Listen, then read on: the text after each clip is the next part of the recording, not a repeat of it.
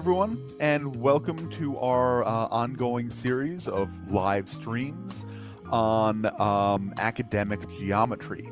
My name is Brad Kelly, and I'm a teacher and tutor with the Princeton Review. Today we're going to be talking about angles and circles, specifically central, inscribed, interior, and exterior angles in circles. So this is, I believe, our 7th of these live streams on academic geometry. So after this is over, if this is one of your first times here, take a minute to look at our kind of back catalog, see if there are any other topics that would interest you. Also, feel free as we go through here to ask any questions that you might have. That being said, there will be a little bit of lag between when you write the question and when I see it. So don't be surprised if it's about 30 seconds between when you write your question and when I answer it. And these live streams are a part of our newly updated academic geometry class that's online. I know that many of you have very unsettled school schedules this year, whether you're fully online, whether you're hybrid, whether you have cancellations or lose days here and there because of the pandemic, or even if you are back face-to-face, you may be facing all kinds of odd challenges having to do with the masks or class setup or anything like that. So we know that this is a year where it can be hard to make sure that you are getting all of the material you need, especially in the math classes. So our online academic geometry class can be a great supplement if you find that you're having trouble in geometry this year. But anyway, let's get started and look at some angles and some circles. So first off is the one that you guys are probably most familiar with from class and that you will see the most often. So those are central angles. So a central angle is just made up by the intersection of two radii at the center of the circle. So, right, AOB here is going to be our central angle. So central angles are assumed to be 180 degrees, less than 180 degrees unless otherwise noted. This central angle, AOB, the reflex one, if you are in class and they are talking about that other angle, usually it will be referred to either as a reflex central angle, or something will be said to make sure that you know that you're looking at the angle that's greater than 180 degrees, not the one that's less than. Oh, there we go. Okay. So AOB is just going to be that blue angle right there, and that is our central angle here. So circles are always going to be proportional, right? That is a central kind of thing about circles. So if you know the central angle, you also know the fraction of the area and circumference enclosed by the two radii making up that central angle. So if AOB here, our central angle, is 120 degrees, what portion of the circle is enclosed by AOB? So as we said, everything in a circle is proportional. So let's set up a proportion. And the proportions we're setting up are always part divided by whole.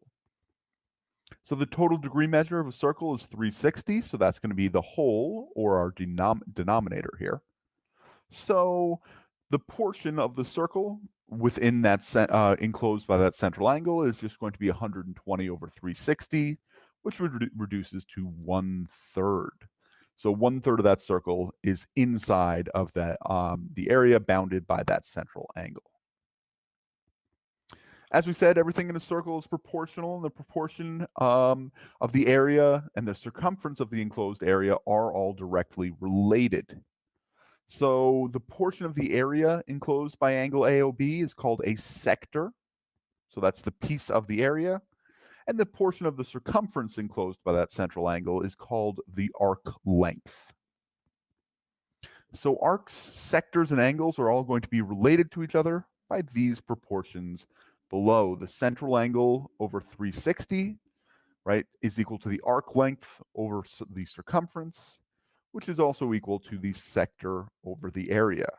And going back to what I said earlier about part divided by whole, each of these proportions could be considered, right, the part divided by the whole, because the sector is the part of the area enclosed by that central angle, and it's being divided by the total area of the circle. The central angle is divided by 360 because that is the total degree measure of a circle. All right, so let's look at an example here. If the arc length of AB is 7 pi and AO is 21, what's the measure of angle AOB? So first off, anytime you are given information, write it on your figure in geometry, just so you can see what's going on. If you are not given a figure, I would always recommend drawing one out for yourself.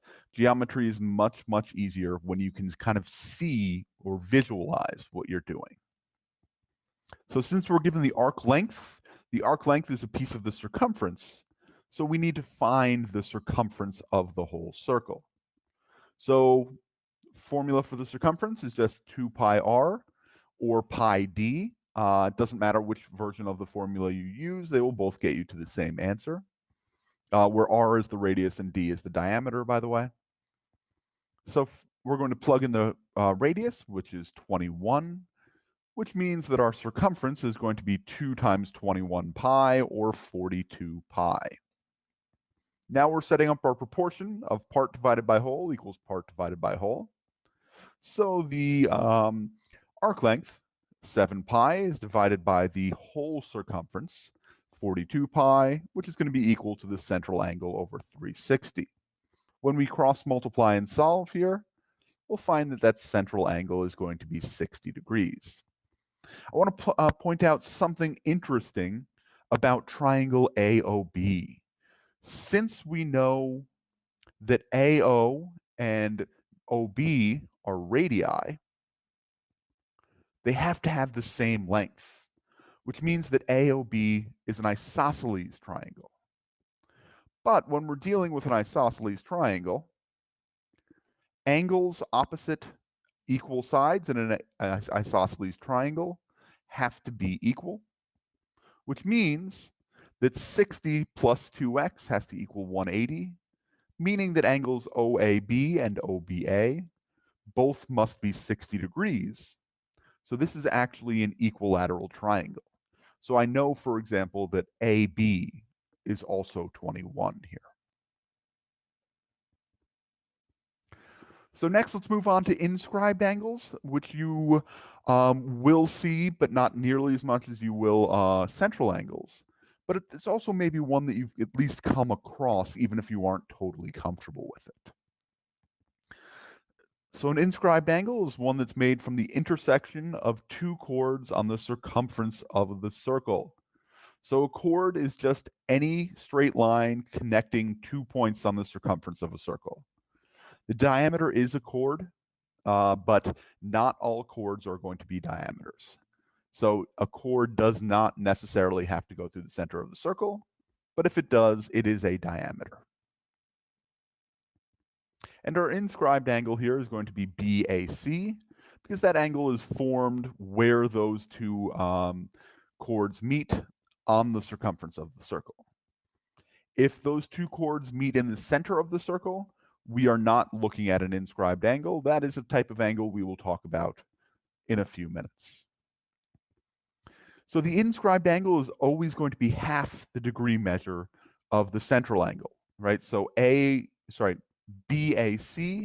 will be half of BOC. And let's look at why that is.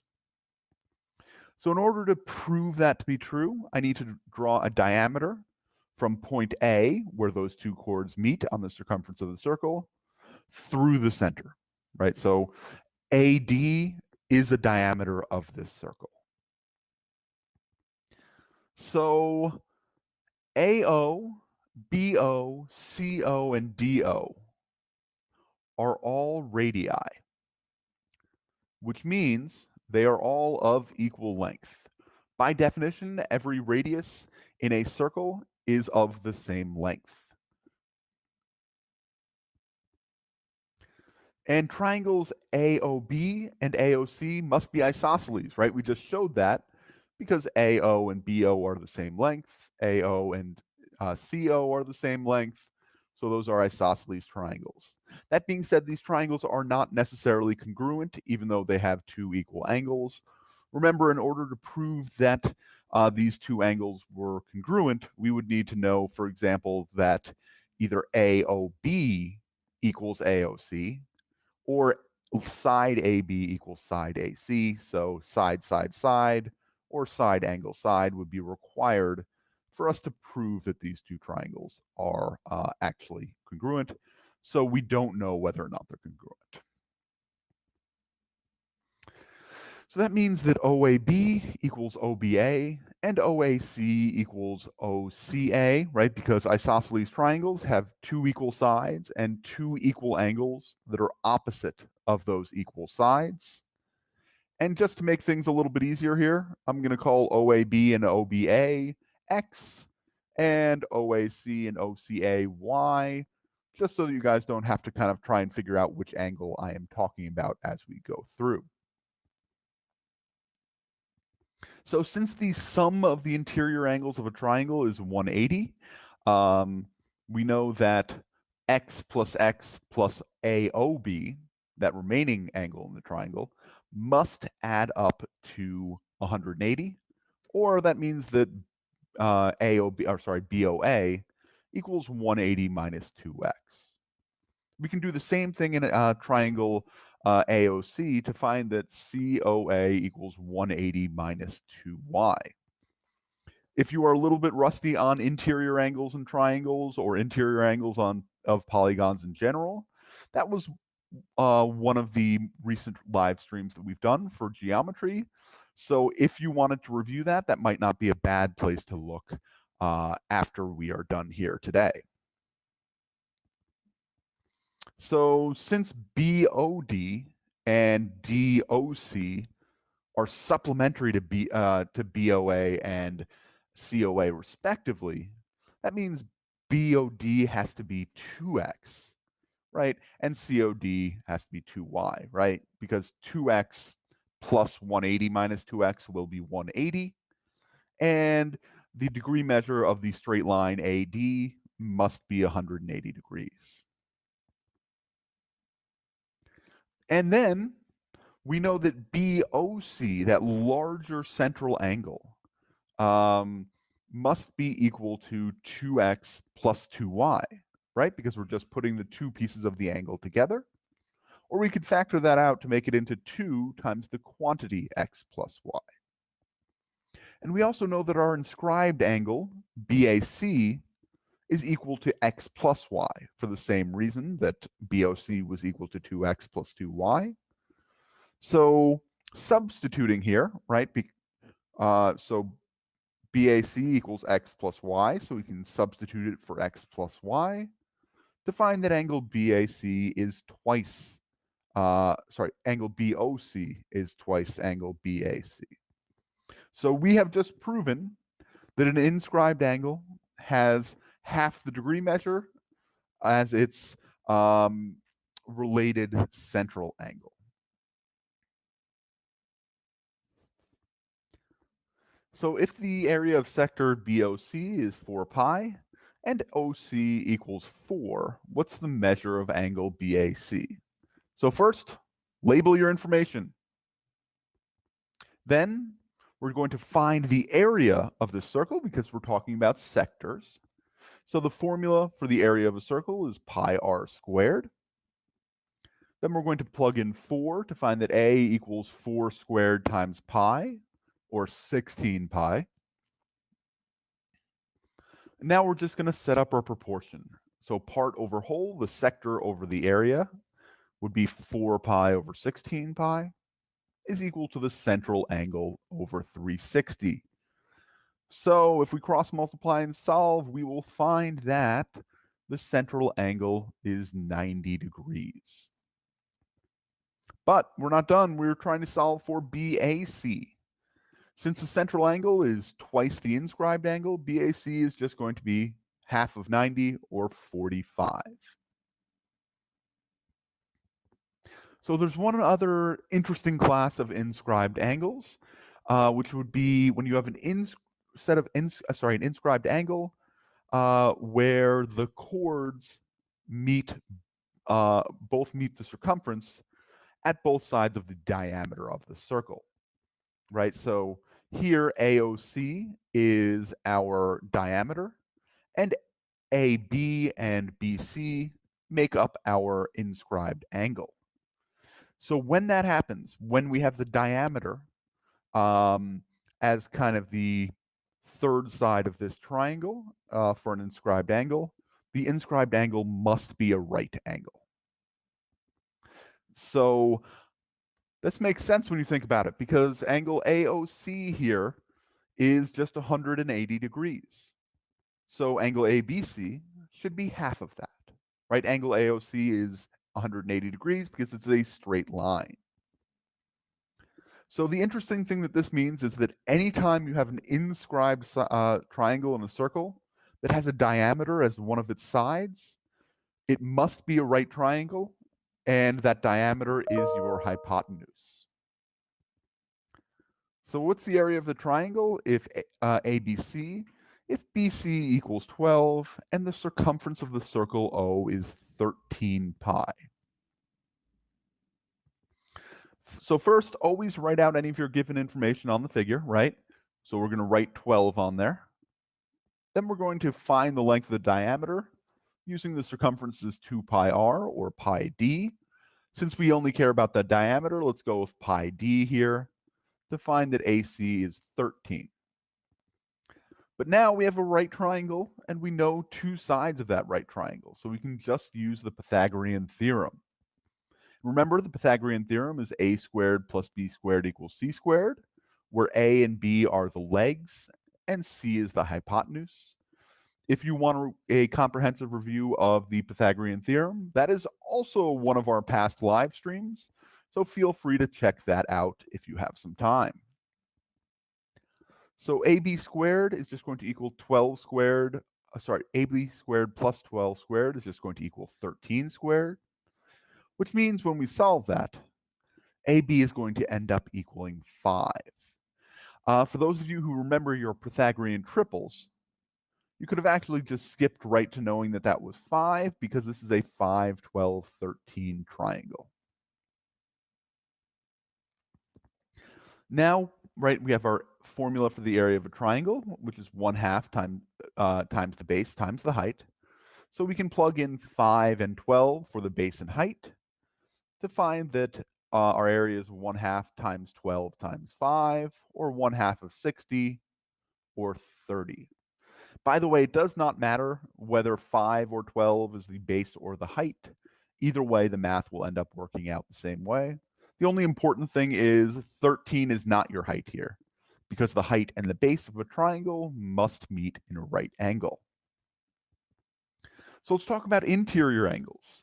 So an interior angle is formed by the intersection of two chords. They don't necessarily pass through the center of the circle, but they could. If they pass through the center of the circle, though, you would think of them more as central angles than interior angles. So X is our interior interior angle here. You may notice that both of those are X. Since they are vertical angles, they are going to be equal. This angle right here is also a interior angle, just one that may have a different degree measure. So the interior angle is going to be equal to half the sum of the central degree measure of the intercepted arc. So the intercepted arc is just the portion of a circle formed when a line or lines cut across it. So this, for example, right here, would be an example of an intersected arc.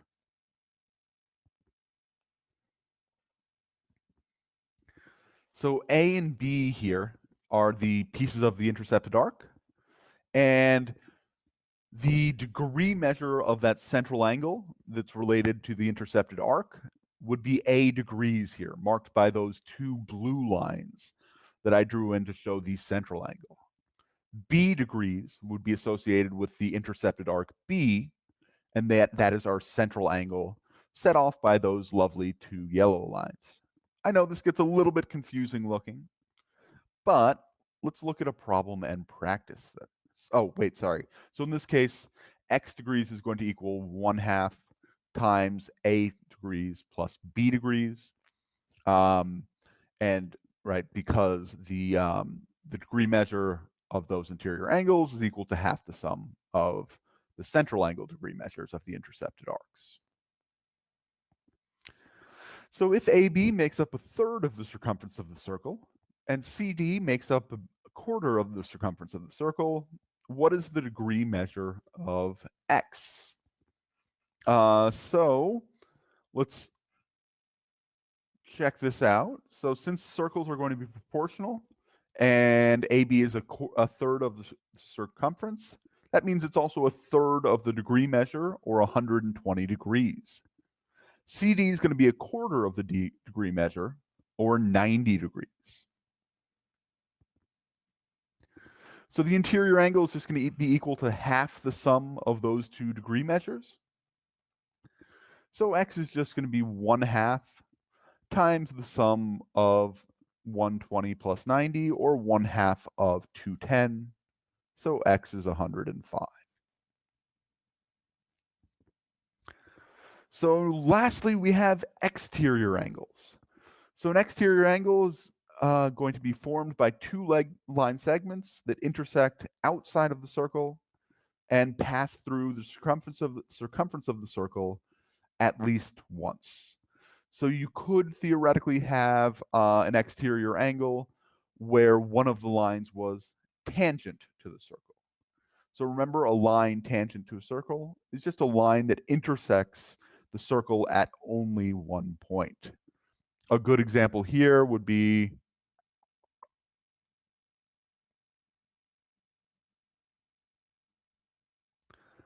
that, right? That would be a line tangent to this circle. So X is our exterior angle here. And the exterior angle is equal to half the difference between the degree measures of the intercepted arcs.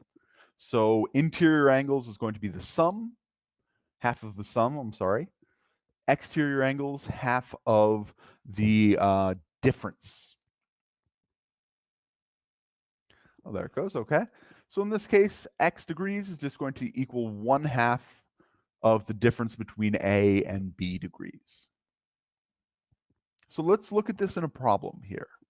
So if sector AOB makes up 1/6 of the area of the circle, and sector COD makes up 1/4 of the area of the circle, what's the degree measure of X?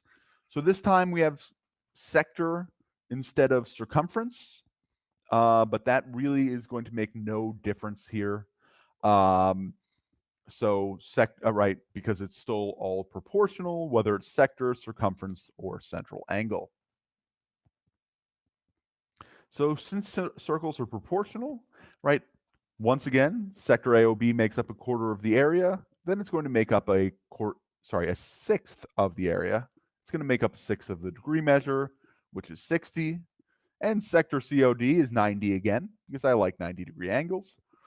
So our degree measure there will be 90 because it's 1/4 of 360. So the exterior angle, right, is just equal to half of the difference of the degree measures of the intercepted arcs. And that means X degrees is just going to equal 1/2 of 60 plus 90, or 1/2 of 50, which is 75. So let's review what we learned here.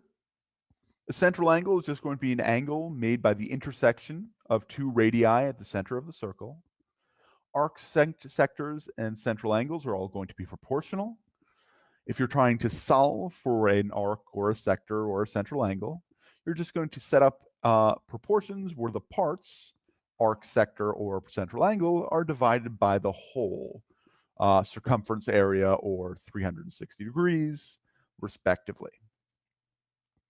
And an inscribed angle, right, is always going to be half the degree measure of the associated central angle. And remember that an inscribed angle is made by two chords that meet at one point on the circumference of a circle. If the chords that form the inscribed angle meet both sides of the diameter of a circle on its circumference, then the inscribed angle must be 90 degrees, and you probably are looking at a right triangle question. So the interior angle is formed by an interior angle is formed by the intersection of two chords that may or may not pass through the center of the circle. An interior angle is going to be equal to half the sum of the central angle degree measure of the intercepted arcs.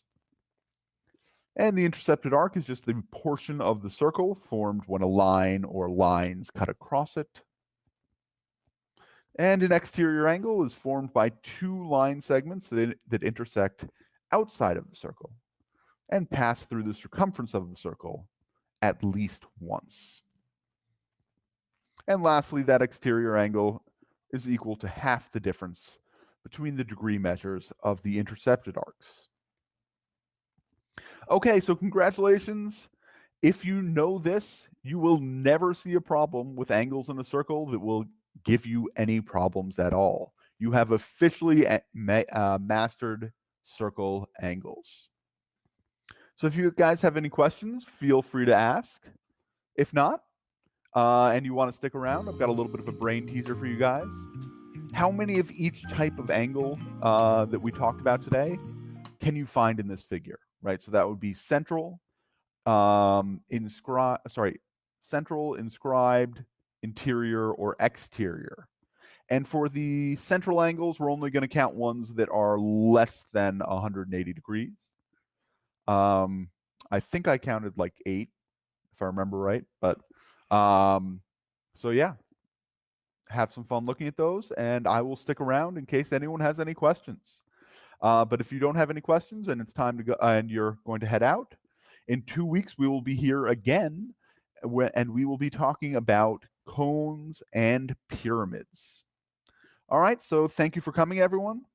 Feel free to ask any questions you might have, and have a great week.